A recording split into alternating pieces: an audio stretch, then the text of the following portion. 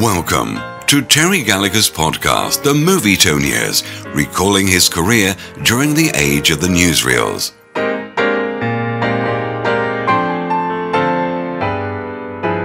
To discover more stories about the newsreels and British Movietone news, visit terencegallacher.com. Today's episode: The Coronation, 1953. The coronation took place on the 2nd of June 1953. The newsreels had many months' notice of it, and all that time they were planning for the great day. And it was a great day. It was one of the greatest days in the history of newsreels. They were in their heyday. Television, although it had been around 4 or 5 years, was still in its, not infancy, but still trying to make a name for itself. So there was a balance. Movietone planned, as they always did, planned well. The result of the planning was that they held a staff meeting in which they described to the whole staff what was going to happen, who was doing what and where and when and how. So when we broke up the day before the coronation, everybody knew what was going on. We had to be in position very early in the morning, and as a result of that, we had to stay, well, some of us stayed in the office overnight, sleeping on the floor of the theatre. In terms of the planning of the coronation itself was in the hands of the Earl Marshal, Duke of Norfolk. Whether it was part of his team or not, I don't know, but there was a man called a remembrancer, and his job was to recall the events of the previous coronations to see that they were going to be doing it right. And I understand that he saw film of previous coronations provided by the newsreels so that he could spot anything that he might have forgotten. On the morning of June the 2nd, it was quite obvious it wasn't going to be a very nice day. Cloudy, overcast, a bit of drizzle here and there. We got into position very early.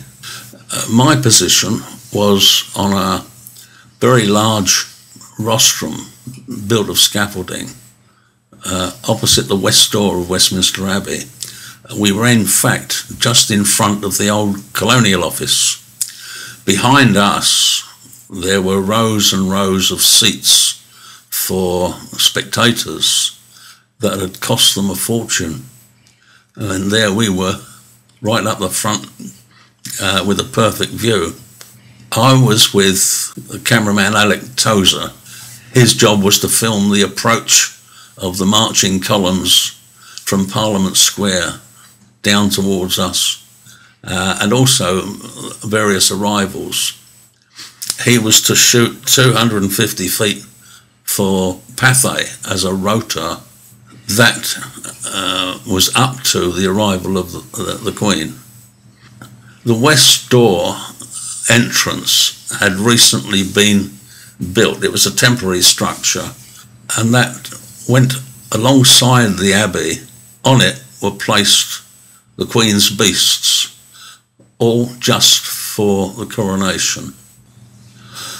I believe these mythical beasts are protectors of the Queen, but I don't know their story really, and I've never seen or heard of them since. Elsewhere on the route really started at Buckingham Palace. We had a cameraman on the roof of Buckingham Palace who could get a shot down the Mall. We had a cameraman, probably Norman Fisher, on the Queen Victoria Memorial facing the palace. Another cameraman on the opposite side of the Queen Victoria Memorial filming down the Mall. There would have been another camera in the Mall itself, and Trafalgar Square, Whitehall, Parliament Square, and then there was us. And these cameramen would be able to film the coming and the going of the coronation coach. I had with me my newly purchased Finetta 35mm camera, and I took loads of pictures. The pity was that the camera only had one lens, and that was a wide angle. But nonetheless, I still got some interesting pictures, comings and goings of various units of the army, the route liners taking up their position. Right in front of us was a contingent of the Brigade of Guards, and to their right were Marines. And it was a very impressive sight. Now, with us on our stand was a scout named Freighter, and it was he who ran off with the Pathé black and white back to Soho Square. In front of us were the thousands of people on the pavement. Many of these had periscopes, which they certainly needed, because right in front of them were the Guard of Honour of the Brigade of Guards with their bearskins on, which made them nearly 7 feet tall. On the other side of the road from us, to the left, was a covered walkway which had been specially built for the coronation. This was around about 50 yards long, and it allowed for perhaps as many as 20 or 30 cars or carriages to pull up to let off the passengers. These passengers would be VIPs. They would be, well, I know that there were the prime ministers of all the dominions, Winston Churchill himself, various kings and queens and presidents were all getting off their carriages or cars at that covered walkway. They would then walk up towards Parliament Square and enter the Abbey by the main door. To the right of all this was the West Door, and here members of the royal family were dropped off, and eventually the coronation coach arrived, and we saw the Queen dismount and go inside. She was welcomed by the Earl Marshal. We obviously had to wait until the service was over, which was quite a long time, and then we filmed the Queen getting back into the coach and moving off, and that was us finished. I took Alec Tozer's magazine and then made my way up to Soho Square.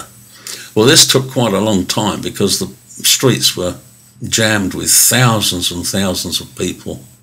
But nonetheless, it was still the quickest way to get the magazine up to the laboratory. Having said that, the film in the magazine was not to be developed at Soho Square. They didn't do colour processing. Movietone was shooting Gallacher colour. This was monopack colour negative from Gallacher in Belgium, and it was processed at Radiant Colour Labs in London. At the same time, they were shooting with one camera, shooting CinemaScope.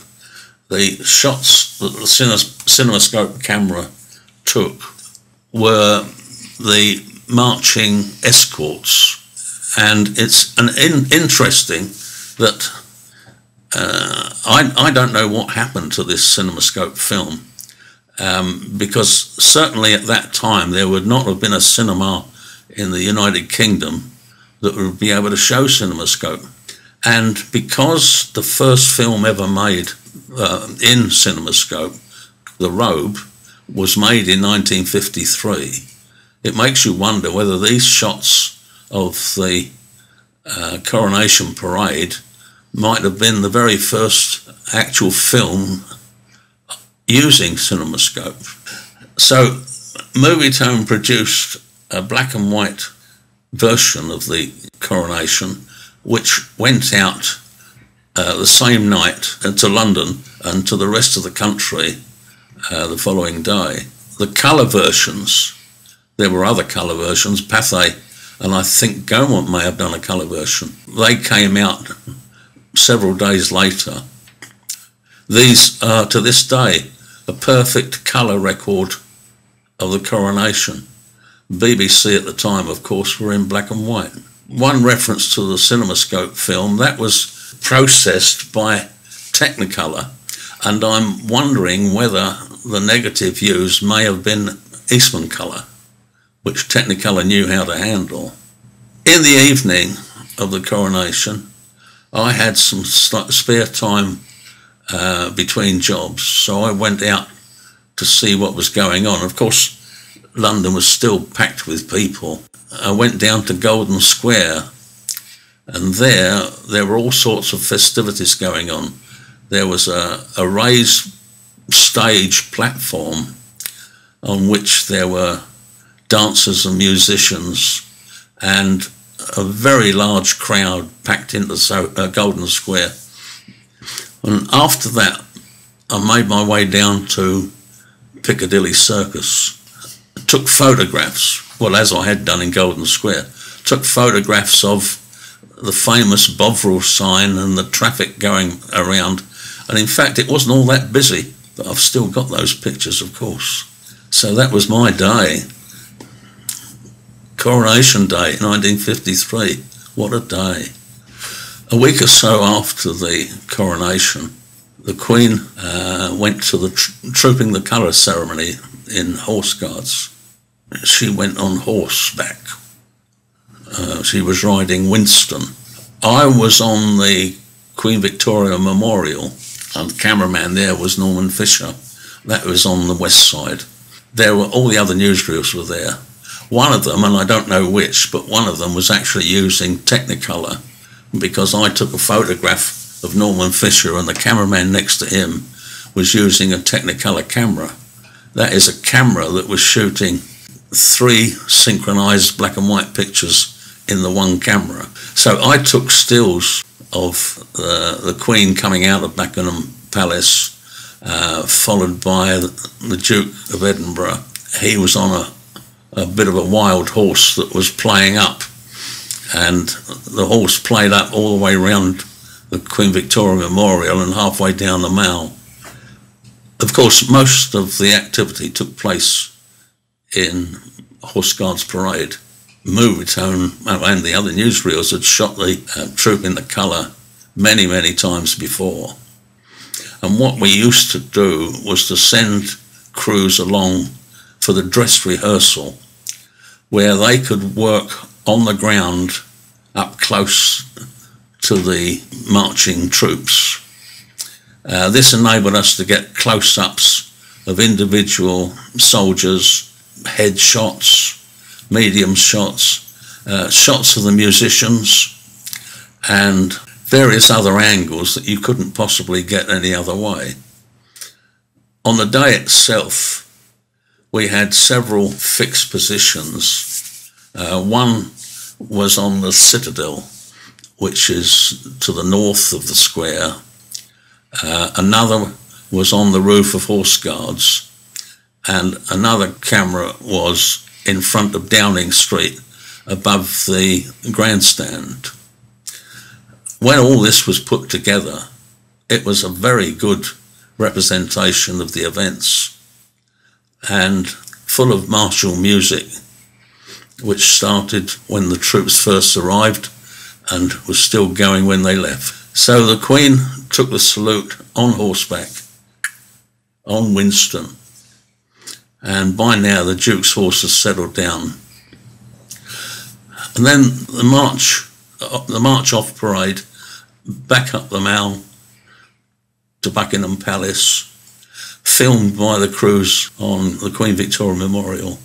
So then I collected the negative from the 2 cameras and once again made my way back to Soho Square. I went across to Green Park, and after a struggle getting through the crowds, they started to thin out, and eventually it was quite clear. Went into Piccadilly, then I went up all the back streets to get to Soho Square. Once again, we went through the motions, making our black and white and colour film, and that was delivered to cinemas that night and around the country the following day. That was another memorable event in the early days of the reign of Queen Elizabeth. Thank you for listening to Terry Gallacher's podcast, The Movietone Years. To discover more stories about the golden age of the newsreels and British Movietone news, visit terencegallacher.com.